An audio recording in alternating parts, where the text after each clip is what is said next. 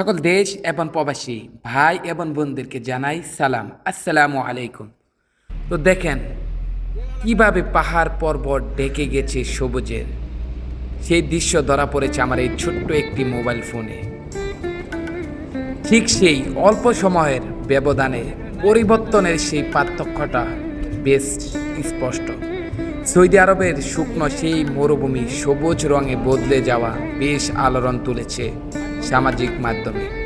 বিরল এই দৃশ্য জন্ম দিয়েছে অনেকের মাঝে। জলবায়ু পরিবর্তনের প্রভাবে মরুর অঞ্চলে এমন পরিবর্তন, দেখেন কতটা মরুভূমি।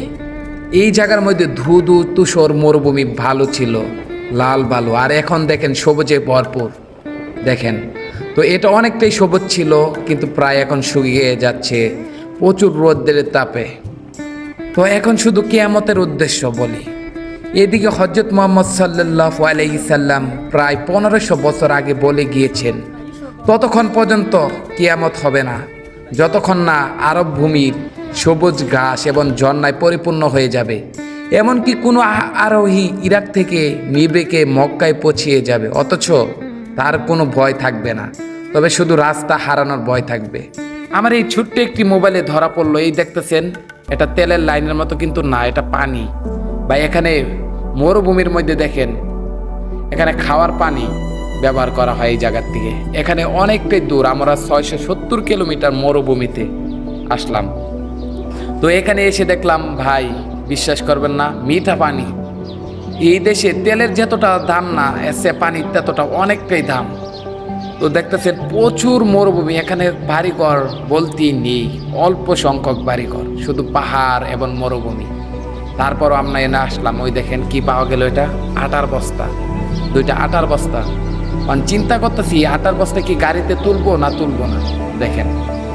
তো ভাইয়েরা চিন্তা করতেছে এটা কি গাড়িতে তুলবো, আবার চিন্তা করতেছি, আমরা আলাপ করতেছি না এটাকে গাড়িতে তোলা যাবে না, কারণ এই আটার বস্তা উটকে খাওয়ানো যেতে পারে।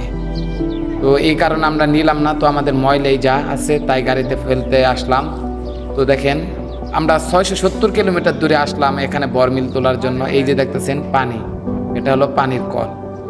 দেখেন এই জায়গা থেকে ঠান্ডা পানি বের হয়, এবং এটা মরুভূমির থেকে, এবং কুয়া আছে বড়, ওই কুয়ার থেকে পানি বের হচ্ছে, তাও মিষ্টি পানি।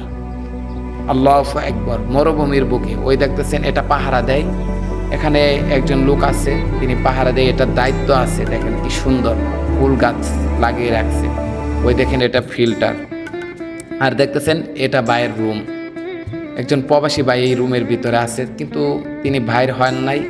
তো আমি ভিডিও করতেছি, দেখেন ওই যে দেখতেছেন শুধু মরুভূমি, ওই দেখেন একটা পাহাড়, কতটা সুন্দর ভাই, বিশ্বাস করবেন না, মনে হয় মানুষের নিজের হাতে তৈরি করে রেখেছে। দেখেন আল্লাহ তাআলার কতটা কুদরত, দেখতে কতটা সুন্দর। দেখেন আপনাদেরকে জুম করে আমি দেখাচ্ছি, দেখেন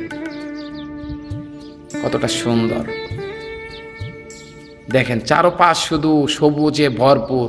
দেখেন কতটা ঘাস হয়েছে মরুভূমির বুকে।